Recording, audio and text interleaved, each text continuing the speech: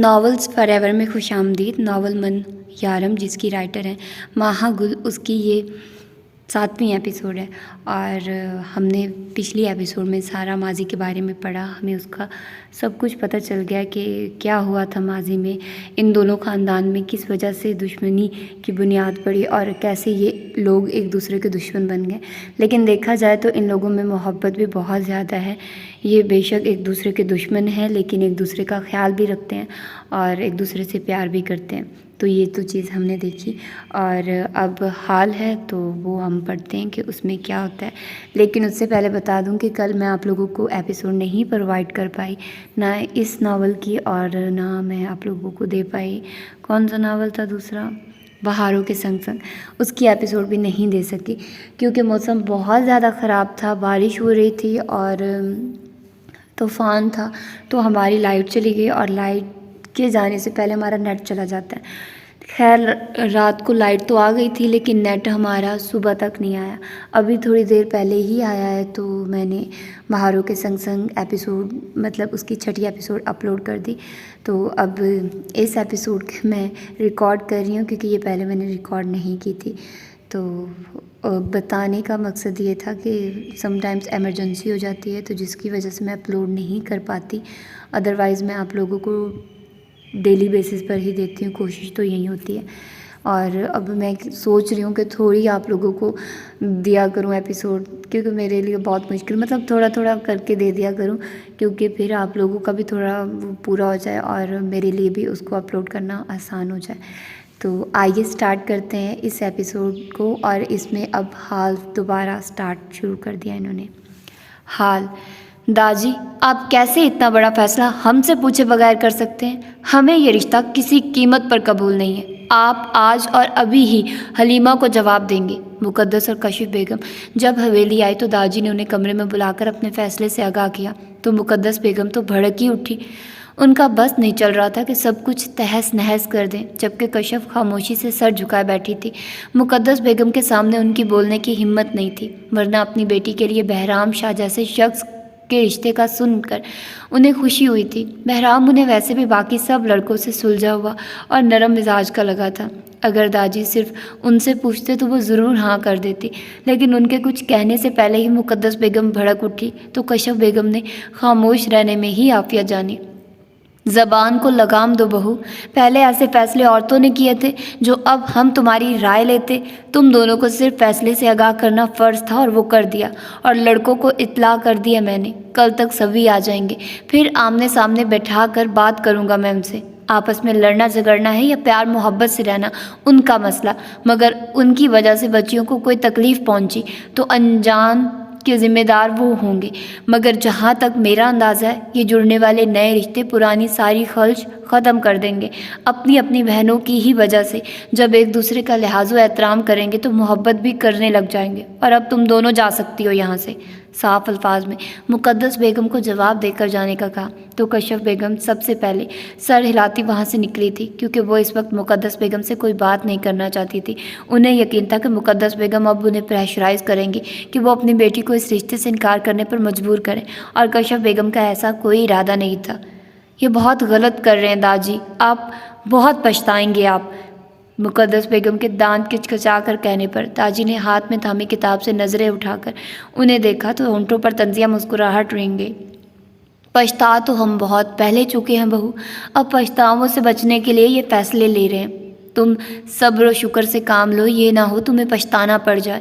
اب جاؤ، ہمارے سونے کا وقت ہو رہا ہے۔ کتاب بند کرتے سرد لہجے میں کہا تو مقدس بیگم مٹھیاں بھینچتی جھٹکے سے پلٹی، وہاں سے نکلتی چلی گئی، جبکہ داجی نے کپ کپاتے ہاتھوں سے چشمہ اتار کر سائڈ ٹیبل پر رکھتے ٹیبل پر پڑے فریم کو اٹھاتے اپنی آنکھوں کے سامنے کیا۔ شیر خان اور بہادر خان کی مسکراتی تصویر دیکھ کر ہونٹوں پر زخمی مسکراہٹ رنگ گئی، آنکھوں سے آنسو متواتر سے بہہ گئے۔ لوگ کہتے ہیں جوان اولاد کا جنازہ اٹھانا مشکل ہوتا ہے، میں نے تو دو جوان شیروں کے خون سے لت پت وجودوں کو سینے سے لگایا اور قبر میں اتارا ہے۔ تمہاری ماں کہتی تھی خان جی آپ بہت صابر ہیں، کسی بھی مشکل کا سامنا کر سکتے ہیں۔ جب تم دونوں کو قبر میں اتارا تو اپنے صابر ہونے پر بھی پھوٹ پھوٹ کر رونے کو جی چاہا، لگتا تھا دل پھٹ جائے گا۔ آج یہاں 2 قبریں ہیں، کل میں بھی یہیں آ کر دفن ہو جاؤں گا۔ مگر ہر گزرتا دن مجھے موت سے دور کرتا گیا، اور جب اپنے پوتوں کے چہروں میں تم لوگوں کا عکس دیکھا تو خود کے زندہ رہ جانے میں رب کی مصلحت نظر آئی، صابر ہونے کا پھل مل گیا۔ اب بس رب مجھے تم لوگوں کا انصاف دلوا دے تاکہ سکون سے مر سکوں۔ تصویر کو گلے سے لگائے بھرائے لہجے میں سرگوشی کرتے سر سیٹ کی پشت سے ٹکا لیا۔ تم ادھر ہو، میں تمہیں پوری حویلی میں ڈھونڈ رہی ہوں۔ سلویٰ کو گرین ہاؤس میں پرندوں کے پاس بیٹھے دیکھ سمرین بیگم نے کہا تو سلویٰ نے مسکراتے ہوئے پلٹ کر انہیں دیکھا۔ کوئی کام تھا تو ملازموں کو کہہ کر بلا لیتی، پنجرے کے پاس سے اٹھتے ہوئے صوفے کی جانب قدم بڑھاتے ہوئے کہا تو سمرین بیگم نے نفی میں سر ہلایا۔ کام نہیں تھا، بات کرنی تھی، اور کان کھول کر بات سن لو۔ اس بار پہلے کی طرح کوئی ڈرامہ کیا تو یاد رکھنا سلویٰ، میں تمہاری عمر کا لحاظ بھی نہیں کروں گی اور جوتی سے پٹائی کروں گی۔ صوفے پر سلویٰ کے قریب بیٹھتے تنبیہہ لہجے میں کہا تو سلویٰ نے کہکا لگاتے سمرین بیگم کو دیکھا۔ کیوں بھائی، ایسا کیا کر دیا میں نے، اور کون سی بات کان کھول کر سننی ہے؟ اور جہاں تک مجھے اندازہ ہے ہم کان کھول کر ہی سنتے ہیں، کیونکہ یہ بند تو ہوتے نہیں۔ گرے آنکھوں کو معصومیت سے پٹ پٹاتے ہوئے کہا تو سمرین بیگم نے گھور کر سلویٰ شاہ کو دیکھا۔ مذاق کا وقت نہیں ہے سلویٰ، سنجیدہ ہو جاؤ لڑکی۔ تمہارے بھائی کے کہنے پر داجی سے ان کی پوتی امتسال کا ہاتھ مانگا ہے اور انہوں نے ہاں بھی کر دی ہے۔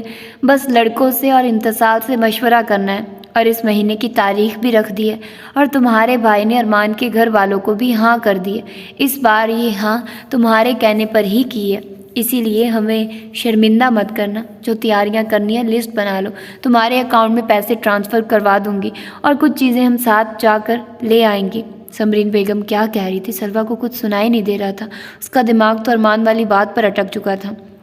سمرین بیگم کب اپنی بات کہہ کر گئی، سلویٰ کو کچھ ہوش نہ تھا۔ بے جان ہوتے وجود کے ساتھ اٹھتی اپنے کمرے کی جانب بڑھی، بیڈ پر بیٹھتے کانپتے ہاتھوں سے موبائل فون پر ارمغان خان کا نمبر ڈائل کیا۔ چہرہ مسلسل آنسوؤں سے تر ہو رہا تھا، گلابی ہونٹ بری طرح پھڑپھڑا رہے تھے، دل اپنی بے وقوفی پر دھاڑے مار مار کر رو رہا تھا۔ دوسری ہی رنگ پر فون اٹھا لیا گیا۔ فون میں گونجتی ارمغان خان کی غمگین آواز کو سنتے سلویٰ کا دل دھک سے رہ گیا۔ ارمغان، نم بھرائے لہجے میں سرگوشی نما لہجے میں کہا تو ڈیرے میں بیٹھے حساب کتاب کرتے ارمغان خان کے ہاتھ بے ساختہ تھمے تھے۔ سلویٰ کا نم لہجے محسوس کرتے دل پل میں بے چین ہوا تھا۔ کیا ہوا ہے تمہیں؟ کیوں رو رہی ہو؟ کسی نے کچھ کہا ہے؟ تم کیا گاؤں سے باہر گئی ہو؟ کسی نے وہاں کچھ کہا ہے؟ مجھے سچ بتاؤ کیا ہوا ہے؟ چٹکے سے اپنی جگہ سے اٹھتے ایک ہی ساتھ سارے سوال کر ڈالے۔ دل بری طرح دھڑک رہا تھا، جبکہ ارمغان خان کی اتنی فکر پر سلویٰ نے مٹھی ہونٹوں پر رکھتے اپنی سسکیوں کو روکا۔ تم بتا رہی ہو یا میں لوکیشن ٹریس کر کے پہنچوں؟ دبے دبے لہجے میں چلا کر کہتے بے بسی سے اپنے بالوں میں ہاتھ پھیرا تو تم ہو وجہ، اپنا کیا بھول گئے؟ تم نے مجھے بہت ہرٹ کیا ارمغان خان، میں تم سے بالکل شادی نہیں کروں گی، سمجھے؟ آئی ہیٹ یو، ہچکیوں سے روتے چلاتے ہوئے کہا تو ارمغان خان نے پہلے بے یقینی سے موبائل کی اسکرین کو دیکھا اور پھر سمجھ آنے پر سکون کا سانس لیا، جبکہ سلویٰ کی آخری بات پر سے سختی سے مٹھیاں بھینچی۔ شہزادی، یہ شکوہ فون پر کیے جانے والا تو نہیں؟ تم میرے سامنے یہ بات کرتی تو یقین جانو جتنی تکلیف دی اس سے دگنا ازالہ کرتا، اور یہ جو آخر میں بکواس کی ہے شکر کرو سامنے نہیں، ورنہ زبان گدی سے کھینچ لیتا، اور یقین رکھو مجھے گونگی بیوی سے کوئی مسئلہ نہیں ہونا تھا۔ دوبارہ سے صوفے پر بیٹھتے سکون سے آنکھیں موندتے سپاٹ لہجے میں کہا تو سلویٰ شاہ نے بری طرح لب کچلے۔ دل چاہ رہا تھا کہ اسے بتا دے، مگر دماغ کہہ رہا تھا کہ وہ حشر برپا کر دے گا، اور انا میں آ کر اپنی بہن کا رشتہ نہ کیا تو بہرام شاہ کا کیا بنے گا؟ وہ اپنے بھائی کی محبت کی راہ میں دیوار نہیں بن سکتی تھی، وہ رشتے سے انکار کر دے گی، بہرام شاہ کو سب بتا دے گی، یہی سوچتے وہ چپ ہو گئی تھی۔ میں تمہارا منہ نوچ لوں گی، ہاتھ کی پشت سے آنسو صاف کرتے طنزیہ لہجے میں کہا تو ارمغان خان کے انابی ہونٹوں پر مسکراہٹ رنگ گئی۔ جی بھر کر چوم لینا، روکا کس کافر نے ہے؟ ہونٹ کا کنارہ دانتوں تلے دبائے شریر لہجے میں کہا تو ارمغان خان کی بے باکی پر سلویٰ پر میں سرخ انار ہوئی تھی۔ کان خراب ہیں تمہارے؟ عمر کا تقاضا، علاج کرواؤ کسی اچھے ڈاکٹر سے، بالوں کو کان کے پیچھے اڑستے تمسخرانہ لہجے میں کہا تو سلویٰ کی بات پر ارمغان خان نے سمجھنے کے انداز میں سر اسبات میں ہلایا۔ کان نہیں، دل خراب ہو گیا، جوانی کا تقاضا ہے، جذبات امڑ امڑ کر آ رہے ہیں، اب قابو پانا مشکل ہے، دل چاہ رہا ہے تم سامنے اور میں اپنی ساری شدتیں تمہارے نازک وجود پر نچھاور کر دوں، اتنی کھٹی میٹھی میری شہزادی ہے، دل چاہ رہا ہے ایک بار کھا جاؤں۔ ارمغان خان کے شوخ لہجے میں کی گئی بے باک की पर वो जी जान से कांपी थी। चेहरे पर खदोखाल में पल में सुर्खियां घुली थी। ज़बान तो जैसे तालू से चिपक चुकी थी। बदतमीज़, बेशरम, लोफर इंसान, बात मत करना मुझसे, दबे दबे लहजे में चिल्लाकर कहते। अरमगान खान की सुने बगैर फ़ोन रख दिया तो डेरे पर बैठे अरमगान खान के कहके बेसाख्ता थे। दादी ने सबको डेरे पर आने का हुक्म दिया था। आइस खान ने शहर से आना था, इसीलिए उसे आने में देर हो जानी थी, तो दादी ने सुबह की जगह शाम 4 बजे तक पहुंच जाने का कह दिया था, जिस पर सब बिना चू चरा किए मान गए थे। डेरे के पिछले जाने बने सेहन, जिससे सामने खेत साफ नजर आते थे, वहां दादी ने दरमियान में चारपाई बिछवा कर 2 चारपाइयाँ अपने दाएं बाएं बिछाने का मुलाजिम को हुक्म दिया, तो मुलाजिम ने जल्द दादी के कहने पर हुक्म की तामील की। 4 पाँव की दरमियान लकड़ी की मेज़ पर रखवाते मुलाजिम को चाय पानी का इंतज़ाम करने का हुक्म दिया। अपनी पगड़ी उतारकर सरहाने के करीब रखते दादी ने पलटकर सेहन की जानिब खुलते अंदरूनी दरवाजे को देखा तो नज़र बहराम शाह की गाड़ी पर पड़ी, तो दादी के होंठों पर मुस्कुराहट रेंग गई। बहराम शाह हमेशा से वक्त का पाबंद था। वो हर चीज़ तरतीब से लेकर चलने वालों में से था। उसका मानना था कि असूल तोड़ना बहादुरी की बात नहीं, बल्कि असूलों पर कायम रहना बहादुरी की बात है। वो वक्त की कदर करता था और उसकी यही बातें उसे बाकियों से सब मुनफरिद और ख़ास बनाती थी। बहराम शाह को सफ़ेद रंग के कुर्ता शलवार के साथ भूरी अजरक कंधों पर लिए बालों में हाथ फेरते तेज़ी से सेहन की जानिब आते देख दादी ने मुस्कुराते हुए चेहरे का रुख सामने किया। अस्सलाम वालेकुम दादी, कैसे हैं आप? दादी के सामने सर झुकाते सीने पर हाथ रखते सलाम किया तो दादी के होंठों पर मुस्कुराहट रेंग गई। बहराम शाह के सर पर प्यार देते सलाम का जवाब दिया और अपने बाएं जानिब पड़ी चारपाई पर बैठने का इशारा किया, तो बहराम शाह सर को खम देता बैठ गया। अभी वो शशो पंज में मुब्तला ही था कि क्या बात करे कि नज़रें सामने से आते ज़रगाम और छोटे खान पर गई तो सुकून की सांस आई। वो जितना भी समझदार या बात संभालने का हुनर रखता था, लेकिन दादी के साथ या उनके सामने क्या बात करनी है वो बुरी तरह कंफ्यूज हो रहा था। और ये शायद इस वजह से था कि वो जानता था कि दादी रिश्ता के मुतल्लिक बात करने वाले हैं। ज़रगाम खान ने भी सफ़ेद कुर्ता शलवार के साथ ग्रे अजरक कंधों पर ले रखी थी, जबकि अरमगान खान ब्लू जीन्स के साथ वाइट शर्ट पहने हुए था। कल वो अकीदत के साथ बहुत खूबसूरत वक्त गुजार कर आया था। उसका इरादा तो था कि वो अकीदत और उसके दरमियान हायल सभी पर्दे गिरा दे, मगर यह जालिम समाज तो उसकी गोल्डन नाइट का दुश्मन बना हुआ था। डेरे से आती कॉल को सुनते वो सख्त बदमज़ा होते वहाँ से वापस आया था और अकीदत को हवेली छोड़ने के बाद वो रात गए लौटा था। तब तक वो सो चुकी थी और सुबह से ज़रगाम पंचायत के मामला देखने में मसरूफ़ था। और फिर जुमा के बाद वो इमाम साहब के पास बैठ गया और वहाँ से वो डेरे के लिए निकला तो रास्ते में अरमगान खान मिल गया, तो उसे साथ लेते वो डेरे आ गया। इस सब के दौरान वो एक बार भी अकीदत को देख नहीं पाया था। दादी का हुक्म ज़रूरी ना होता तो वो इस वक्त हवेली जाकर बाकी का वक्त अकीदत के साथ गुजारने का इरादा रखता था। अस्सलाम वालेकुम दादी, दादी से प्यार लेते वो दोनों बहराम शाह की जानिब मुतवज्जे हुए।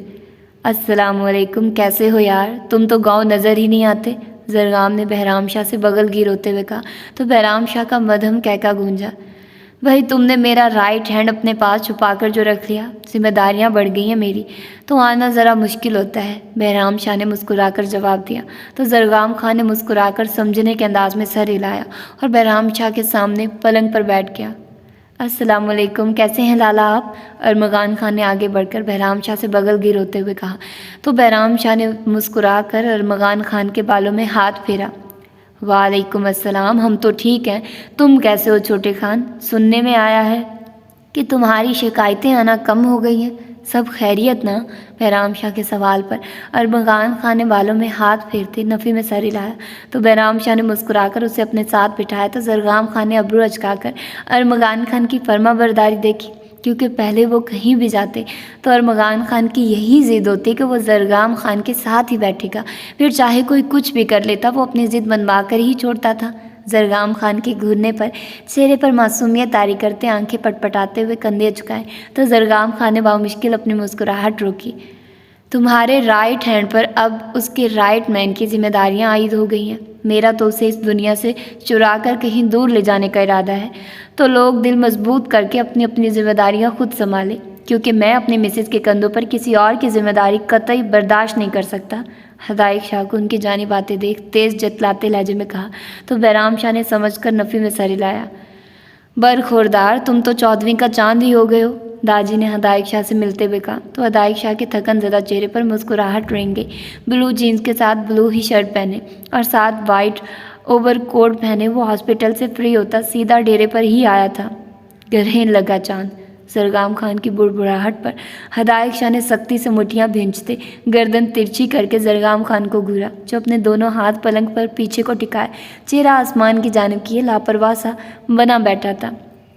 بس کام کی مصروفیت ہی بہت ہے، اور آپ جانتے ہیں کہ ابھی سب کچھ نیا نیا ہے تو سنبھالنے میں وقت لگے گا، اور ایسی باتیں 2 گھنٹے پنچایت میں جا کر لوگوں کی سنا کر اس کے بعد دن رات فارغ رہنے والوں کو کیسے پتہ ہو سکتی ہیں؟ داجی کو جواب دیتے چہرے پر دل جلا دینے والی مسکراہٹ سجائے بہرام شاہ کے دائیں جانب بیٹھتے ہوئے کہا تو زرگام خان نے چہرہ سیدھا کرتے کینہ توز نظروں سے ہدایت شاہ کو دیکھا۔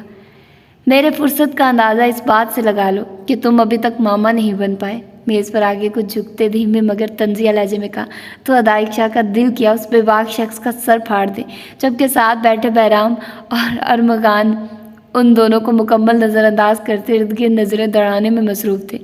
داجی نے ان دونوں کو ایک دوسرے کو خونخوار نظروں سے دیکھتے دیکھ گہری سانس بھرتے سر نفی میں لایا۔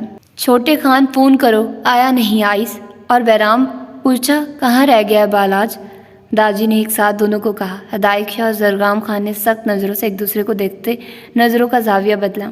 داجی بس پہنچنے ہی والے ہیں، دونوں کا میسج آ گیا تھا، یہ لے آ گئے لالا۔ ارمغان ابھی بات کر ہی رہا تھا کہ سامنے سے آتے آئس خان کو دیکھتا اپنی جگہ سے کھڑا ہوا۔ ہدایت بہرام اور داجی سے ملتا وہ ارمغان خان کے سر پر پیار کرتا زرگام خان کے قریب جگہ سنبھال چکا تھا، مگر ارمغان خان کو بہرام کے بائیں جانب بیٹھے دیکھ آئس خان نے حیرت سے پڑھ کر زرگام خان کو دیکھتے آنکھوں سے سوال کیا تو زرگام خان نے کندھے اچکا کر لا علمی کا مظاہرہ کیا۔ ابھی وہ آئس کچھ کہتا کہ کھیتوں کے قریب سے گزرتے کچے رستے سے بلاش شاہ اپنی گاڑی اندر لایا تو ان سب نے گھور کر اسے دیکھا، کیونکہ اس راستے سے کوئی بھی گاڑی نہیں لاتا تھا، سڑک نہ ہونے کے برابر ہی تھی، گاڑی تھوڑی آگے پیچھے ہو جائے تو فصل خراب ہونے کا خدشہ ہوتا تھا، مگر بلاش شاہ تو پہلے کوئی کام سیدھا کیا تھا جو اب وہ اس سے کوئی امید رکھتے۔ باقی سب تو اسے گھورنے میں مصروف تھے، جبکہ ارمغان خان نے بلاش شاہ کو دیکھتے وہاں سے اٹھنے میں ہی عافیہ جانی تھی۔ یہ بندہ تو اسے ہمیشہ سمجھ سے باہر ہی لگا تھا، اس سے پہلے وہ ارمغان خان کی سمجھ ٹھکانے پہ لاتا کہ وہ اس کی جگہ کیوں بیٹھا، اسی لیے ارمغان خان نے اٹھنے میں ہی عافیہ جانی۔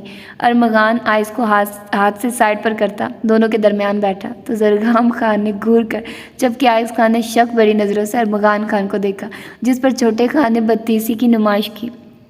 مجھے اندازہ نہیں تھا کہ میری موجودگی اس قدر اہم ہے کہ ابھی تک بات کا آغاز ہی نہیں کیا گیا۔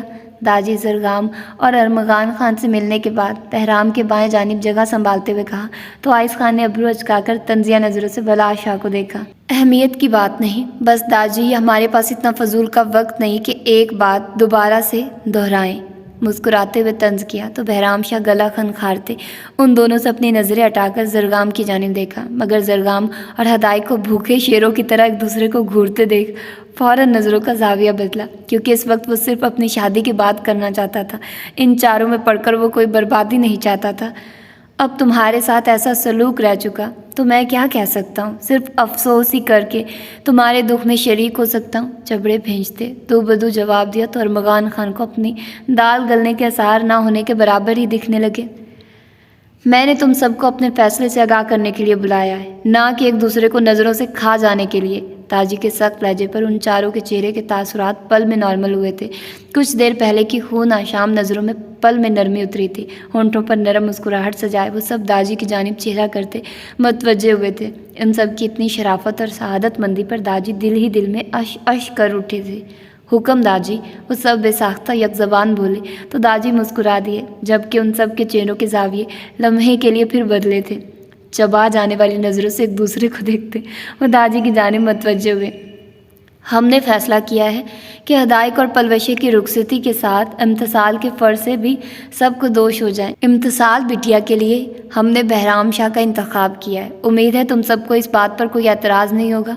داجی کے دو ٹوک لہجے میں کہنے پر زرگام اور آئس نے نظروں کا رخ بہرام شاہ کی جانب سر تا پیر اس کا بغور جائزہ لیا تو بہرام شاہ نے کنفیوز ہوتے چہرے کا رخ بدلنا چاہا، مگر دائیں جانب ہدایت شاہ کو خود کو گھورتے پا کر سٹپٹا کر بائیں جانب دیکھا تو بلاش شاہ کو خاموش مگر سوالیہ نظروں سے اپنی جانب متوجہ دیکھ بہرام شاہ کو اپنا آپ کسی خلائی مخلوق سا لگا۔ نظریں بلاج سے ہوتی منہ کھولے حیرت سے اپنی جانب دیکھتے چھوٹے خان پر گئی تو بہرام شاہ کو اپنے خوبرو چہرے پر شک ہونے لگا۔ کیا یہ بات اتنی ناقابل یقین تھی کہ ان سب کی حیرت کم ہونے کا نام ہی نہیں لے رہی تھی؟ اگر امتسال خان خوبصورت تھی تو وہ بھی تو شہزادوں سے کم نہیں تھا، پھر وہ سب اس طرح سے کیوں دیکھ رہے تھے اسے؟ یہ بات بہرام شاہ صرف سوچ ہی سکا تھا، کہنے کی ہمت نہیں کر پایا تھا۔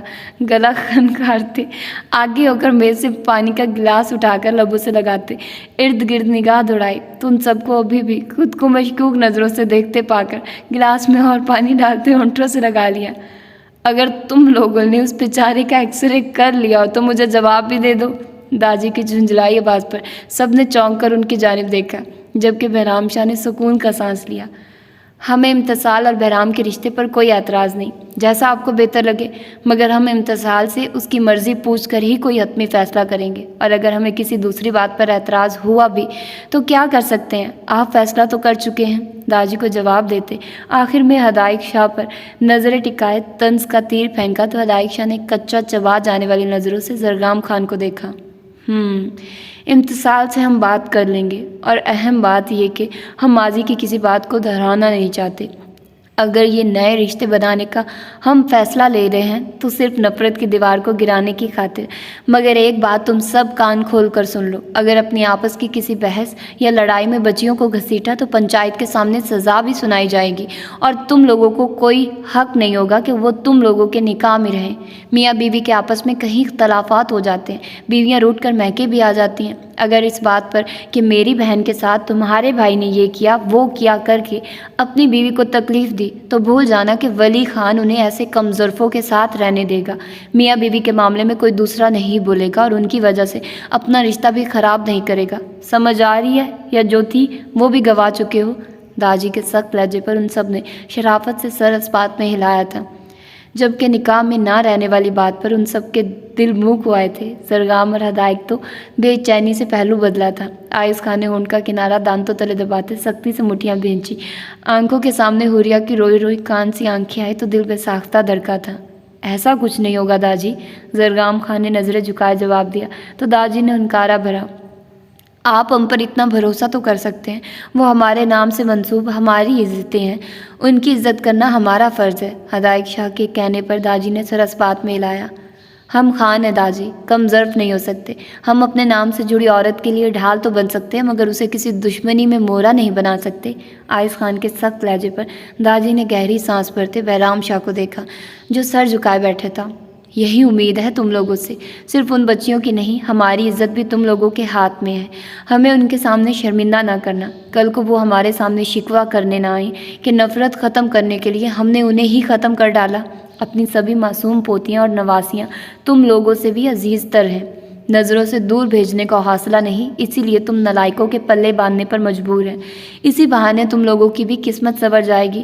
اور اب آ جاؤ سب حویلی، رات کے کھانے کا وقت بھی ہونے والا ہے، ساتھ جا کر ہی عورتوں کو اس بات سے بھی آگاہ کر دیں، پھر تیاریاں شروع کریں۔ وہ داجی کی نلائکوں والی بات پر ان سب کی مسکراہٹ پل میں سمٹی تھی۔ داجی کی معصوم پوتیوں اور نواسیوں کی حرکتیں یاد آئی تو سب دل ہی دل میں ان کی معصومیت پر اش اش کر اٹھے۔ اگر وہ سب داجی کو ان کی معصومیت کے قصے سنانے بیٹھ جاتے تو داجی کا دل ضرور بیٹھ جانا تھا، مگر وہ سب خاموشی سے نلائکوں کا خطاب قبول کرتے خاموشی اختیار کر گئے تھے، کیونکہ داجی کا کچھ معلوم نہیں تھا، اپنی معصوم پوتیوں اور نواسیوں کو چھپا ہی دیتے۔ داجی نے سب کو اپنی اپنی گاڑیوں میں آنے کی بجائے ایک ساتھ ہی جیپ میں چلنے کا کہہ تو ان سب کے چہرے ایسے ہوئے جیسے کچا بادام کھا لیا ہو۔ بہرام نے تو اس سب سے بچنے کی خاطر ارمغان خان سے جیپ کی چابی لیتے ڈرائیونگ سیٹ سنبھالی، جبکہ داجی بہرام کے ساتھ فرنٹ سیٹ پر بیٹھے تو ہدایق، زرگام، آئس پلاج ایک دوسرے کو کھا جانے والی نظروں سے دیکھتے جیپ کے پیچھے ایک دوسرے کے آمنے سامنے بیٹھے۔ وہ سب خاموشی سے ایک دوسرے کو گھورنے میں مصروف تھے تو ارمغان خان نے بھی خاموشی میں ہی عافیہ جانی۔ وہ سب حویلی پہنچے تو زرگام اور آئس کا ارادہ اپنے کمروں میں جانے کا تھا، مگر داجی نے انہیں ڈرائنگ روم میں ہی روک دیا تو وہ منہ بسورتے وہیں بیٹھ گئے۔ کھانے کا وقت ہوا تو وہ داجی کے ہمراہ ڈرائننگ ٹیبل پر پہنچے تو وہ ظالم حسین آئے پھر نہ دکھی۔ منہ بسورتے کرسیاں پٹکنے کے انداز میں کھینچتے اپنی اپنی جگہ پر بیٹھے تو داجی نے ان کی دل کی حالت سمجھتے سر نفی میں ہلایا۔ آپ کیوں کھانا لگا رہی ہیں؟ بڑی بیوی کہاں ہیں؟ انہیں کہیے آ کر کھانا لگائیں۔ ملازمہ کو ٹیبل پر کھانا لگاتے دیکھ زرگام خان نے سخت لہجے میں استفسار کیا تو ملازمہ نے سٹپٹا کر دیکھا۔ شاہ اور خان حویلی میں رواج تھا کہ حویلی کے سارے کام چاہے ملازم ہی کرے، مگر کھانا بنانا اور ٹیبل پر لگانا یہ حویلی کی عورتوں کی ہی ذمہ داری تھی۔ مگر اس وقت ذمہ داری کی تو زرگام خان کو پرواہ ہی نہیں تھی۔ وہ بس جلد از جلد عقیدت شاہ کو دیکھ کر اپنی بے چین آنکھوں کو سکون پہنچانا چاہتا تھا، اور وہ تھی کہ سامنے آنے کا نام ہی نہیں لے رہی تھی۔ جبکہ ہدایق شاہ نے ایک نظر ملازمہ کے جھکے سر کو دیکھ زرگام خان کے سرخ چہرے کو دیکھا۔ وہ اس بات پر کوئی اعتراض بھی نہیں کر سکتا تھا کہ زرگام کیوں اس کی بہن پر ایسے حکم چلا رہا ہے۔ وہ جانتا تھا کہ ان سب کو گھر کی عورتوں کے ہاتھ کے کھانے کی عادت ہے، اور یہی عادت تو ان سب کو بھی ہے۔ جبکہ زرگام کو کچھ کہنے کی بجائے اسے عقیدت اور حوریہ کی لاپرواہی پر غصہ آیا تھا، اور ساتھ پلوشہ کے بھی۔ جب انہیں پتہ ہے کہ وہ سب ان کے عادی ہیں تو ملازمہ کو بھیجنے کا مطلب؟ وہ سردار جی داجی نے فون کیا تھا کہ مہمان آنے والے ہیں، تو بڑی بی بی اور چھوٹی بی بی تب سے کچن میں کھانے کی تیاریاں کرنے میں مصروف تھی۔ پتہ نہیں تھا جی کہ مہمان لوگ کون، اسی لیے وہ نہیں آئے، میں بھیجتی ہوں انہیں۔ ملازمہ نے ایک ہی سانس میں وجہ بتائی تو زرگام خان نے سمجھنے کے انداز میں سر ہلایا۔ جب پتہ نہیں تھا کہ مہمان کون ہے تو آپ خود کیوں آئی ہیں؟ اگر نیکسٹ ٹائم ایسا ہو تو خود بھی مت آئیے گا، ارشد کو بھیج کر پہلے پتہ کروا لیجیے گا۔ ویسے اس کی ضرورت تو نہیں ہونی چاہیے۔ اپنی بیویوں کا پتہ بتا دیجیے گا کہ اگر کوئی غیر مرد ہوتا تو حویلی کے اندر داخل ہونے کی اجازت نہیں، کہا کہ ہمارے ساتھ ہی غیر مردوں کے مردان خانہ ہے۔ آئز خان نے موبائل پر میسیج ٹائپ کرتے ہوئے کہا تو ملازمہ نے سر اس بات میں ہلاتے وہاں سے دوڑ لگانے میں ہی عافیہ جانی تھی۔ عقیدت نے سالن کا ڈونگا ٹیبل پر رکھتے گھور کر زرگام خان کو دیکھا، جس کے چہرے پر عقیدت کو دیکھتے زندگی سے بھرپور مسکراہٹ رنگ گئی تھی۔ ایک تو وہ دوپہر سے اتنا کھپ رہی تھی کہ پتہ نہیں کون آنے والا ہے، مگر یہاں تو آتے ہی شوہر صاحب نے سب کے سامنے اس کی کلاس لگا دی تھی۔ زرگام خان کی مسکراتی آنکھوں میں دیکھتے جب عقیدت نے ہدایق شاہ کے ساتھ والی چیئر پیچھے کھسکائی تو لمحے میں زرگام خان کی مسکراہٹ سمٹی تھی۔ عقیدت کے ساتھ حوریہ کو بیٹھتے دیکھ آئز خان نے گھور کر اسے دیکھا تھا۔ اب منظر کچھ یوں تھا کہ ڈائننگ ٹیبل کی سربراہی کرسی پر داجی، ان کے بائیں جانب بہرام کے ساتھ ہدایق اور پھر عقیدت اور حوریہ بیٹھی تھی، جبکہ دوسری جانب داجی کے دائیں جانب زرگام خان، اور درمیان میں 2 کرسیاں عقیدت اور حوریہ کے لیے چھوڑ کر آئز خان اور آئز کے ساتھ ارمغان خان بیٹھا تھا۔ وہ لوگ راستے میں ہی تھے کہ بلاشا کسی کے میسج آنے پر وہاں سے جلدی سے نکلا تھا، جس پر داجی نے اسے جانے دیا تھا، جبکہ پلوشہ بخار کی وجہ سے اپنے کمرے میں آرام کر رہی تھی، اور امتصار کو اتنی جلدی کھانا کھانے کی عادت نہ تھی۔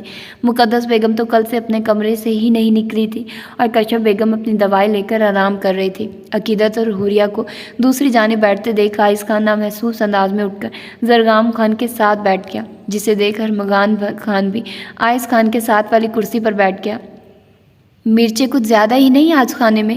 زرگام خان نے کھانا کھاتے ہوئے کہا تو عقیدت نے گھور کر زرگام خان کو دیکھا۔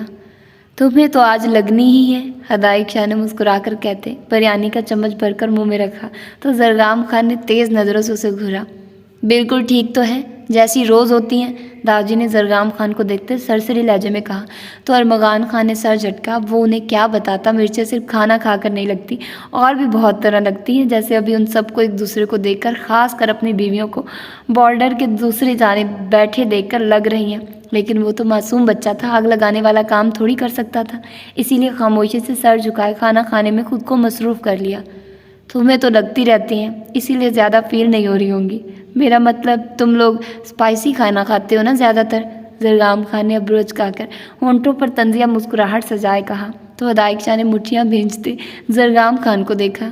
آپ رہنے دیں یہ کھانا کھانے کو، مجھے بھی لگ رہا ہے زیادہ مرچیں ہو گئی ہیں، آپ کے لیے رانی سے کہہ کر کم مرچوں والا کھانا بنوا دیتی ہوں، تب تک آپ پھل وغیرہ کھا لیں۔ ایک جھٹکے سے اپنی جگہ سے اٹھتے زرگام خان کے قریب جاتے کھانے کی پلیٹ اٹھاتے اسپاٹ لہجے میں کہا تو زرگام خان نے گڑبڑا کر عقیدت شاہ کے سرخ پڑتے چہرے کو دیکھا، جبکہ عقیدت کی سنول پر وہاں بیٹھے سب افراد نے بامشکل اپنا کہکہ ضبط کیا تھا، جبکہ آئز خان نے اپنے خاموش رہ جانے پر شکر ادا کیا تھا، ورنہ وہ بھی اس کھانے سے محروم ہو سکتا تھا۔ نہیں ہے، میں کھا لوں گا، اتنی محنت سے بنایا ہے، ویسے بھی رزق ضائع نہیں کرتے۔ عقیدت شاہ کے ہاتھوں سے پلیٹ پکڑنے کی کوشش کرتے بات سنبھالتے ہوئے کہا تو داجی نے ان کے ڈراموں پر نفی میں سر ہلایا۔ کوئی ضرورت نہیں، رانی ویسے بھی صبح سے فارغ ہے، اب تھوڑی محنت وہ آپ کے لیے کر لے گی، آپ یہ زیادہ مرچیں کھانے کی زحمت نہ کریں اور فکر نہ کریں، رزق ضائع نہیں ہوگا، ارشد کو بھیج دوں گی۔ عقیدت نے ایک لفظ چبا کر کہا تو ارشد کی بات پر زرگام خان نے گھور کر دیکھتے پلیٹ چھوڑ دی۔ آئز خان نے گہری خاموش نظروں سے حوریہ شاہ کے جھکے سر کو دیکھا جو برائے نام کھانا کھا رہی تھی، پلیٹ میں چمچ گھماتی وہ آئز خان کو کسی اور ہی دنیا میں گم لگی۔ خود پر نظروں کی تپش محسوس کرتے حوریہ نے جیسے ہی سر اٹھایا، نظریں آئز خان کی چاکلیٹ براؤن آنکھوں سے ٹکرائی۔ اس قدر زور آور آنکھوں کے تصادم پر حوریہ کا دل بے ساختہ دھڑکا تھا۔ آئس خان کی خاموش روح تک اتر جانے والی نظروں میں دیکھنا حوریہ کے لیے ہمیشہ سہانے روح رہا تھا۔ تبھی گھبرا کر لمحے میں نظروں کا زاویہ بدلا تو حوریہ کی سرکت پر آئس خان کی آنکھوں میں پل میں وحشت اتری تھی۔ ان سب نے خوشگوار ماحول میں کھانا کھایا سوائے زرگرام خان کے، جو ناراض نظروں سے عقیدت کے چہرے کو دیکھنے میں مصروف تھا۔ کھانا کھاتے مرد سب اٹھ کر لاؤنج میں چلے گئے تو عقیدت اور حوریہ ٹیبل سمیٹتی کچن میں چلی گئی۔ آئس خان بہانے سے اٹھتا کچن کی جانب آیا تو عقیدت اور حوریہ کو ملازمہ سے کچن صاف کرواتے دیکھ دروازے پر ہی رک گیا۔ جیسے ہی عقیدت فریج کی جانب بڑھی تو بنا آواز کی آگے بڑھ کر اپنی جانب پیٹ کیے کھڑی، حوریہ کے ہونٹوں پر سختی سے ہاتھ جماتے، ایک ہاتھ پیٹ کے گرد لپیٹتے دبے قدموں وہاں سے نکلا تھا۔ کیا بدتمیزی ہے یہ خان! کچن کے پچھلے جانب بنے چھوٹے سے اسٹور روم کے قریب پلر کے ساتھ حوریہ کو لگاتے اپنے ہاتھ اس کے ارد گرد رکھے تو حوریہ نے اس اچانک افتاد پر سنبھلتے سخت لہجے میں کہا تو آئس خان نے گھور کر حوریہ کو دیکھا۔ اور وہ کیا بدتمیزی تھی جو تم نے ٹیبل پر کی؟ میرے دیکھنے پر نظریں کیوں پھیری؟ ہاں؟ ایک ہاتھ حوریہ کے سر کے قریب اوپر رکھتے دوسرے ہاتھ سے حوریہ کی توڑی تھامے سخت لہجے میں کہا تو حوریہ نے گھور کر آئس خان کو دیکھا۔ اب آپ کیا چاہتے ہیں؟ میں وہاں سب کے درمیان بے شرموں کی طرح آپ کی آنکھوں میں آنکھیں ڈال کر بیٹھ جاتی؟ حوریہ کے جھنجھلا کر کہنے پر آئس خان نے سختی سے اپنے جبڑے بھینچے۔ زیادہ زبان درازی مت کرو، ایک بات کان کھول کر سن لو، جب میں تمہاری طرف دیکھوں تو تم پر فرض ہے کہ تم میری آنکھوں میں دیکھو۔ تمہیں لوگوں کے ہونے یا نہ ہونے سے فرق نہیں پڑنا چاہیے، تمہیں صرف اس بات سے فرق پڑنا چاہیے کہ تمہارا شوہر کیا چاہتا ہے۔ حوریہ کے چہرے پر ہاتھ کی پشت پھیرتے غمگین لہجے میں کہا تو حوریہ نے اونٹ کا کنارہ دانتوں تلے دباتے آئس خان کے سرخ و سفید چہرے کو دیکھا۔ اور آپ کیا چاہتے ہیں؟ ہونٹوں سے بے-ساختہ ادا ہوئے لفظوں پر حوریہ کا دل کیا ماتھا پیٹ لے۔ وہ اس میسنے خان کی سب چاہتوں سے واقف تو تھی اور اب اپنے سوال پر آئس خان کے ہونٹوں پر رنگتی معنی خیز مسکراہٹ دیکھ حوریہ کو اپنی جان ہوا ہوتی محسوس ہونے لگی۔ تمہیں نہیں پتا کہ میں کیا چاہتا ہوں؟ معنی خیز نظروں سے حوریہ کے ہوش ربا سراپے کو دیکھتے ہونٹ کا کنارہ دانتوں تلے دبا کر سرگوشی کی تو حوریہ کو اپنی سانسیں رکتی محسوس ہوئی۔ نہیں، مجھے عقیدت لالی بلا رہی ہے، شاید میں نفی میں سر ہلاتے وہاں سے جانے کے لیے پر تولے تو آئس خان نے شہادت کی انگلی حوریہ شاہ کے باریک گلابی ہونٹوں پر رکھی۔ شش! چاہتے تو بہت ہے میری اور سبھی تم سے وابستہ ہیں اور میں یہ بھی جانتا ہوں کہ تم ان سب سے واقف ہو، مگر فی الحال میں تمہاری نازک سی جان کو زیادہ مشکل میں نہیں ڈالوں گا، بس تھوڑا سا اپنے حق میں سے حصہ چاہیے۔ حوریہ کے ہونٹوں کے قریب اپنے ہونٹ لاتے بوجھل لہجے میں سرگوشی کی تو آئس خان کی دہکتی سانسوں کی تپش اور بولنے کے باعث ہونٹوں کو اپنے ہونٹوں پر محسوس کرتے حوریہ کا دل بری طرح دھڑکا تھا۔ آئس کوئی آ جائے گا؟ کپ کپاتے ہاتھ آئس خان کے سینے پر رکھتے دیوار کے ساتھ چپکتے چہرے کا رخ بدلتے التجائیہ لہجے میں کہا تو آئس خان نے جواب دیے بغیر اپنے ہونٹ حوریہ کے گال پر شدت سے ضبط کیے، سینے پر دھڑے حوریہ کے ہاتھوں کو اپنی سخت گرفت میں لیتے چٹکے سے حوریہ کو قریب کرتے اپنے سینے سے لگا کر حوریہ کے ہاتھ پشت پر باندھے۔ I don't care. I want to feel you right now and that's it. حوریہ کی سانسوں میں گہری سانس بھرتے شدت بھرے لہجے میں کہا تو حوریہ نے چہرہ سیدھا کرتے آئس خان کی جذبے لٹاتی آنکھوں میں دیکھا۔ ہاتھ کی پشت پر بندھے ہاتھوں کی انگلیوں میں اپنی انگلیاں اڑسٹے دیوار سے لگاتے حوریہ شاہ کی کرسٹل گرے آنکھوں میں دیکھتے آئس خان نے جھک کر اپنے تشنہ لب حوریہ کے ہونٹوں پر رکھتے حوریہ کے ہونٹوں کو اپنے ہونٹوں کی سخت گرفت میں لیا، پوری شدت سے حوریہ کی سانسوں کو اپنی سانسوں میں شامل کرتے آئس خان نے شدت سے حوریہ کو خود میں بھینچ لیا، دایاں ہاتھ حوریہ کے بالوں میں الجھاتے دوسرے ہاتھ کو کمر کے گرد لپیٹتے حوریہ کو زمین سے اٹھاتے سختی سے خود میں بھینچ لیا، خود کو ہوا میں محسوس کرتے حوریہ نے آئس خان کے پشت پر ہاتھ باندھتے سختی سے شرٹ کو مٹھیوں میں دبوچا تھا۔ معنی خیز خاموشی اور قربت کا دورانیہ بڑھنے لگا تو آئس خان نے حوریہ کی بکھرتی سانسوں کو محسوس کرتے اپنے ہونٹ نرمی سے جدا کیے جبکہ حوریہ کو نیچے ابھی بھی نہیں اتارا تھا۔ دونوں کی نونکنی کی مانند چلتی سانسیں ایک دوسرے میں شامل ہوتی حواسوں پر چھانے لگی تھی، خمار آلود بہکی نظروں سے حوریہ کے خون چھلکاتے چہرے اور اپنی شدت سے سرخ پڑتے نم ہونٹوں کو دیکھتے آئس خان نے جھک کر شدت سے اس نمی کو ہونٹوں سے چھوا تھا۔ تمہارا دل نہیں چاہتا کہ ہمارے درمیان یہ جو بے معنی دوریاں ہیں وہ ہمیشہ کے لیے ختم ہو جائیں، میں تمہارے اتنا قریب آ جاؤں کہ ہم دونوں کے درمیان صرف محبت و قربت ہو، اس کے سوا ہوا تک کا گزرنا نہ ہو۔ حوریہ کے چہرے کو شدت سے چومتے بہکی لہجے میں سرگوشیاں کرتا وہ حوریہ کو کپ کپانے پر مجبور کر گیا تھا۔ آئس ہم روم میں نہیں ہیں، سب حویلی میں ہیں، پلیز سمجھے نا۔ آئس خان کے گستاخیاں کرتے ہونٹوں پر اپنی ہتھیلی جماتے التجائیہ لہجے میں کہا تو آئس خان نے گھور کر حوریہ کو دیکھا۔ اور تمہیں لگتا ہے کہ مجھے ان کی پرواہ ہے؟ اگر تم یہ باتیں روم میں کرنا چاہتی ہو تو ٹھیک ہے، ہم آج رات اس ٹاپک پر ہی بات کریں گے، اور مجھے یقین ہے کہ فیصلہ میرے حق میں ہی ہوگا، اور صبح تک ہم اس فیصلے پر عمل بھی کر چکے ہوں گے۔ حوریہ کے ہونٹوں کو سلاتے دھیمے آنچ زدہ لہجے میں کہا تو حوریہ نے سر اس بات میں ہلانے میں ہی اپنی عافیت جانی۔ فی الحال تو وہ بس اس جان لیوا حصار سے فرار چاہتی تھی۔ رات کی رات میں دیکھنے کا سوچتے آئس خان کے پیچھے ہوتے وہ 420 کی سپیڈ میں وہاں سے سرپٹ بھاگی تھی، جبکہ حوریہ کی پھرتی دیکھ آئس خان نے گھور کر اسے خود سے دور جاتے دیکھا تھا۔ ہدایک پتر، تم ذرا پلوشے کو دیکھ لینا، کل رات سے بخار ہے، ڈاکٹر کے پاس بھی یہ لڑکی نہیں گئی، تم دیکھ لو، ہماری تسلی ہو جائے گی، اگر کوئی دوا وغیرہ ہوئی تو لکھ دینا، ہم ابھی منگوا لیں گے۔ داجی نے ہدایک شاہ سے کہا تو ہدایک شاہ نے چہرے پر سنجیدگی طاری کیے سر اس بات میں ہلایا۔ اپنا بریف کیس پکڑتے بہرام کو داجی کو باتوں میں لگانے کا اشارہ کرتے ڈرائنگ روم سے نکلتے پلوشا کے کمرے کا رخ کیا۔ احتیاط سے ارد گرد نگاہ دوڑا کر آئس اور زرغام خان کو دیکھا، کیونکہ فی الحال وہ ان دونوں سے سر کھپانا نہیں چاہتا تھا۔ دل تو اس وقت اپنی شائننگ سٹار کے بیمار ہونے کا سن کر بری طرح بے چین ہو رہا تھا۔ پلوشا کے کمرے میں داخل ہوتے پڑھ کر کمرے کا دروازہ بند کیا، نظریں کمرے کے اطراف میں گھمائی تو پلوشا کہیں نظر نہ آئی۔ تبھی واش روم کا دروازہ کھلنے کی آواز پر ہدایک شاہ نے پلٹ کر دائیں جانب دیکھا، جہاں پلوشے بلیک کرتا شلوار پہنے، بالوں کی ڈھیلی چوٹیاں کیے، بخار کی حدت سے سرخ پڑتا چہرہ جس پر اس وقت پانی کے قطرے شبنم کے قطروں کی مانند ٹھہرے ہوئے تھے، دوپٹے سے بے نیاز ہوش ربا سراپا لیے وہ بری طرح ہدایک شاہ کے جذبات جگا چکی تھی۔ خود پر نظروں کی تپش محسوس کرتے پلوشا نے تھکن زدہ چہرے کو اٹھایا تو دل دھک سے رہ گیا۔ ابھی وہ کچھ سمجھتی کہ ہدایک شاہ نے بریف کیس صوفے پر اچھالتے قدم پلوشا کی جانب بڑھائے۔ تمہیں اندازہ بھی نہیں مائی شائننگ سٹار کہ تمہیں دیکھنے کے لیے یہ دل کس قدر بے چین تھا، اور طبیعت خراب تھی تو ڈاکٹر کو کیوں نہیں دکھایا؟ دیکھو کیسے آگ کی طرح جل رہا ہے جسم۔ آگے بڑھتے پلوشا خان کے کندھوں کے گرد بازو لپیٹ کر سینے میں بھیجتے محبت بھری سرگوشی کرتے بعد میں شکوہ کیا تو پلوشا نے کسمسا کر ہدایک شاہ کا حصار توڑنا چاہا۔ ہدایک، اف شاہ ہٹیے بھی، ہمیں سانس نہیں آ رہا۔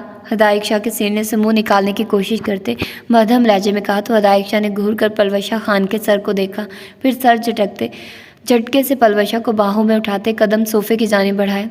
اور مجھے تو سانس ہی تمہارے قرب میں آتا ہے۔ پلوشا کو صوفے پر بٹھا کر اس کے سامنے بیٹھ کر بوجھل لہجے میں کہا تو ہدایک شاہ کی بات پر پلوشا کی آنکھیں شرم سے جھکی تھی، ہونٹوں پر شرمگی مسکراہٹ رنگی تو ہدایک شاہ نے جھکتے نرمی سے اس مسکراہٹ کو اپنے ہونٹوں میں قید کیا جس پر پلوشا نے سٹپٹا کر دور ہونا چاہا۔ یہ احتجاج، جھجک اور یہ دوریاں صرف کچھ دنوں تک ہی ہیں شائننگ سٹار، اس کے بعد صرف ہدایک شاہ ہوگا اور اس کی جنوں خیزیاں، تب مجھ سے اس نرمی کی امید نہ رکھنا، اس معاملے میں تو کبھی بھی نہیں۔ پلوشا کے ہاتھوں کو اپنے ہاتھوں میں تھامتے انگوٹھے کو پلوشا کی دائیں کلائی پر رب کرتے سنجیدہ لہجے میں کہا تو پلوشا خان نے گھنی پلکوں کی جھالر اٹھا کر ہدایک شاہ کی سرخ نیلی آنکھوں میں دیکھا۔ آپ کب آئے؟ ہدایک شاہ کی نظروں سے بچنے کی خاطر سوال کیا تو ہدایک شاہ کچھ یاد آنے پر چونکا۔ تمہارا بخار دیکھنے آیا تھا، داجی نے کہا تھا کہ تمہیں دیکھا انہیں تسلی ہو جائے گی۔ پیچھے ہٹتے بیگ سے تھرمامیٹر نکالتے ہوئے سرسری لہجے میں کہا تو پلوشا خان نے ہونٹ بھینچتے سر جھکایا۔ بخار اور بی پی چیک کرتے ہدایک شاہ نے پرچی پر دوائیاں لکھی۔ انجیکشن لگانے کا اس نے رسک نہیں لیا کیونکہ وہ بچپن سے جانتا تھا کہ اسے انجیکشن سے ڈر لگتا ہے۔ میڈیسن میں بھی کوئی سیرپ نہیں تھا کیونکہ اسے یقین تھا کہ میڈم کڑوا کہہ کر نہیں پئیں گی۔ ہو گیا آپ کا کام، تو اب جا سکتے ہیں۔ پلوشا کے روٹھے لہجے پر ہدایک شاہ نے چونک کر اسے دیکھا جو ابھی اپنے ہاتھوں سے کھیلنے میں مصروف تھی۔ کیا مطلب؟ تم ناراض ہو؟ اسے سچ میں سمجھ نہیں آئی تھی کہ ہوا کیا ہے، تبھی بات گھمائے بغیر ڈائریکٹ استفار کیا تو پلوشا نے ناک سکیڑتے چہرے کا رخ بدلا۔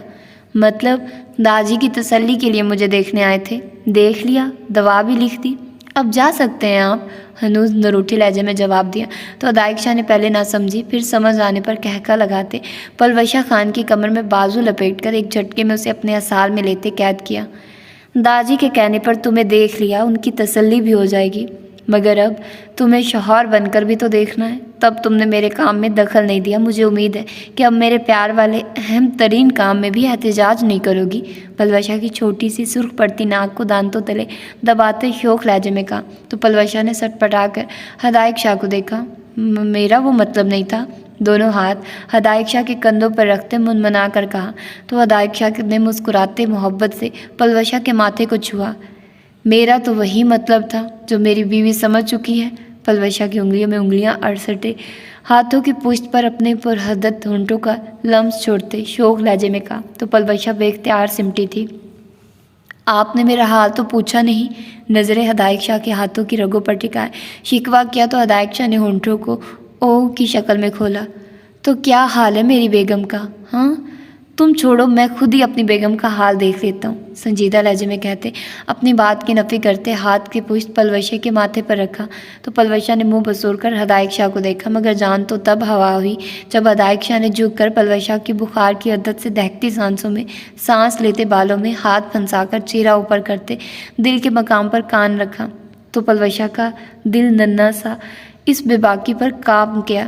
ہدایق شاہ کے بائیں ہاتھ کی انگلیوں کے جان لیوا لمس کو اپنی گردن سے آگے سے پیچھے کی جانب حرکت کرتے محسوس کیا کہ پلوشا بری طرح کسمسائی تھی۔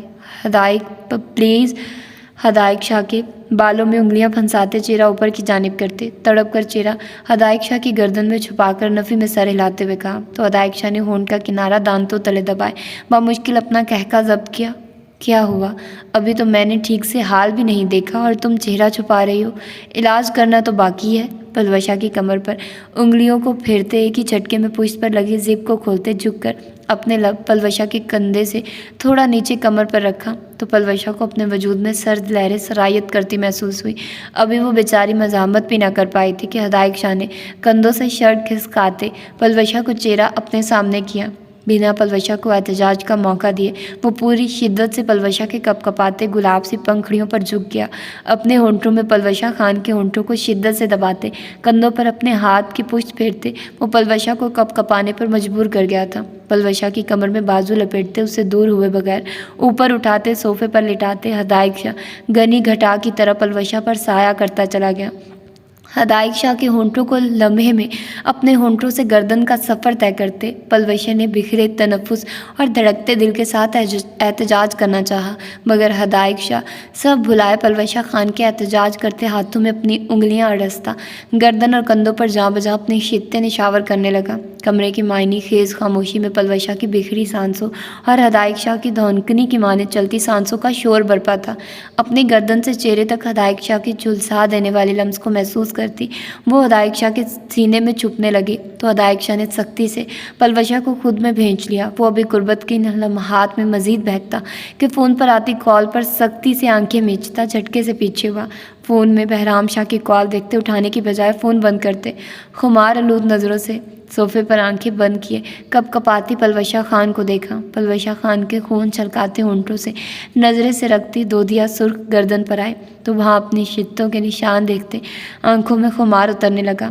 دونوں بازو پلوشا کی کمر کے گرد حائل کرتے جھٹکے سے اٹھا کر اپنے روبرو کیا تو پلوشا خان نے گھبرا کر کندھوں سے سرکتی شرٹ کو تھاما تو ہدایق شاہ نے ہونٹ کا کنارہ دانتوں تلے دباتے پلوشا خان کی نیلی آنکھوں میں قربت کی سرخی کو دیکھا۔ باقی کا علاج رخصتی والے دن کنٹینیو کریں گے، اور تمہیں تو میں نے بتایا نہیں کہ میں نے تمہارے لیے بہت پیاری پیاری ڈریسز لے رکھی ہیں۔ آئی ایم شیور کہ تم انہیں پہن کے بنا بخار کے بھی بہت ہاٹ لگو گی۔ کالر بون پر اپنے لب رکھتے پلوشا کی شرٹ ٹھیک کرتے زپ بند کرتے ہوئے سرگوشی کی تو پلوشا خان نے سرخ پڑتے چہرے کو مزید جھکا لیا۔ ہمیں آپ سے کوئی علاج نہیں کروانا، سر جھکائے منمنا کر کہا تو ہدایق شاہ نے گھور کر پلوشا خان کے جھکے سر کو دیکھا۔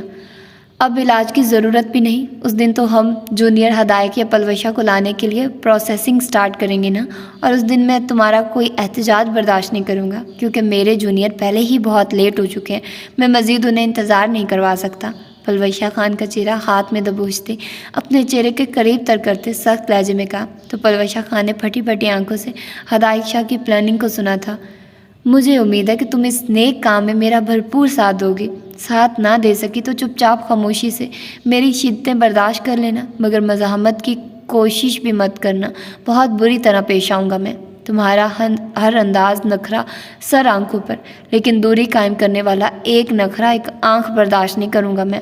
پہلے ہی بہت عمر گزار لی ان دوریوں میں، اب ایک لمحہ بھی نہیں۔ فون پر آتے بہرام شاہ کے میسج کا جواب ٹائپ کرتے سخت لہجے میں کہتے، ایک بار جھک کر پھر سے پلوشہ خان کے نازک ہونٹوں کو اپنی سخت گرفت میں لیتے، بیگ اٹھا کر لمبے لمبے ڈنگ بھرتے قدم باہر کی جانب بڑھائے، جبکہ پلوشہ خان نے خون چھلکاتے چہرے کو ہاتھوں میں چھپاتے پلٹ کر چہرہ صوفے کی پشت سے چھپایا۔ سارا کچن سمیٹ کر اب وہ چینج کرنے کی غرض سے اوپر اپنے کمرے کی جانب جا رہی تھی کہ اپنے پیچھے آندھی طوفان کی طرح کسی کو سیڑھیاں چڑھتے محسوس کر کے اس سے پہلے پلٹتی کہ زرگام خان نے اپنا دایاں ہاتھ عقیدت کے پیٹ پر رکھتے اسے دیوار کے ساتھ لگایا اور بنا عقیدت کو سمجھنے کا موقع دیے اس کے دونوں ہاتھ اپنی گرفت میں لیتے سر کے اوپر دیوار پر پن کرتے چہرہ عقیدت کے چہرے کے قریب کیا، وہ جو اس اچانک افتاد پر حق دک رہ گئی تھی۔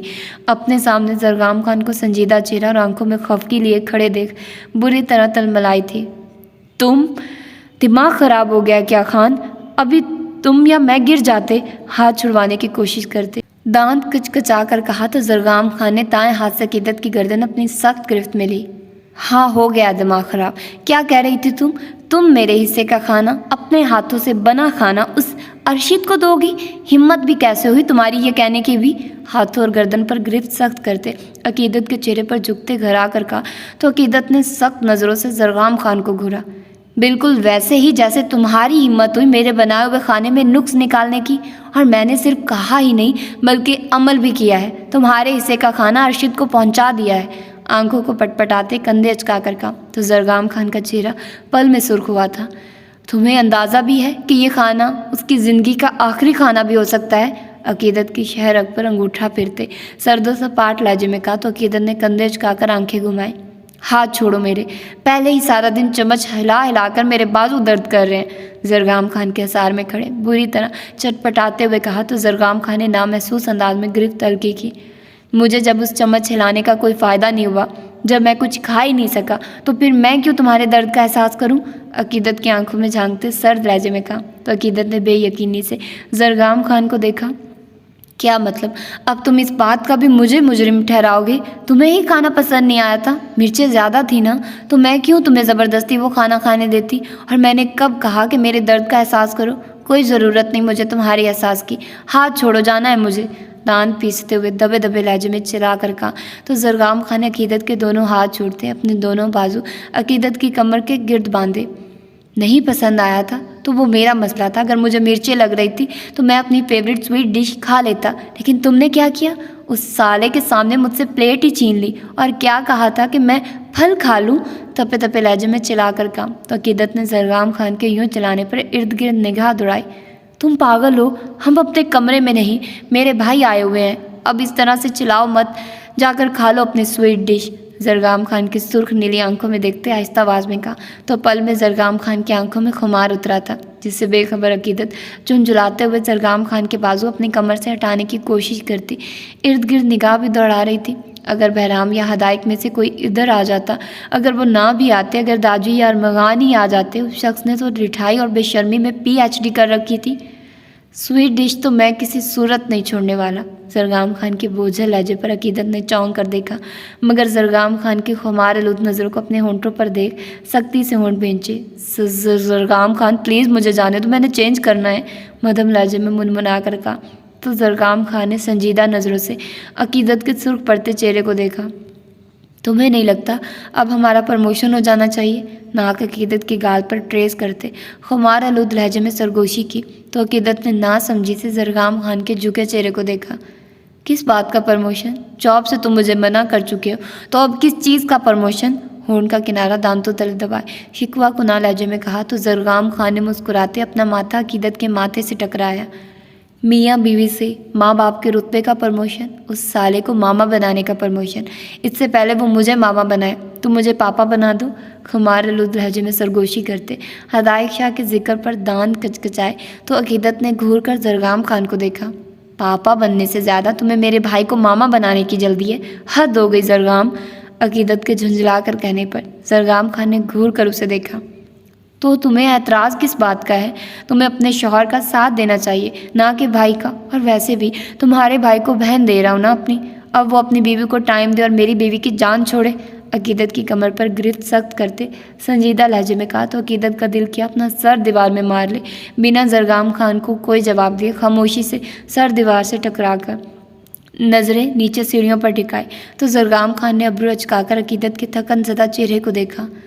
اچھا ٹھیک ہے، نہیں کہتا تمہارے بھائی کو کچھ، اور تم بھی فریش ہو آؤ، لیکن اس سے پہلے میری بات ماننی ہوگی۔ عقیدت کے ماتھے کو ہونٹوں سے چھوتے نرم لہجے میں کہا تو عقیدت نے آنکھیں چھوٹی کرتے زرگام خان کو مشکوک نظروں سے گھورا۔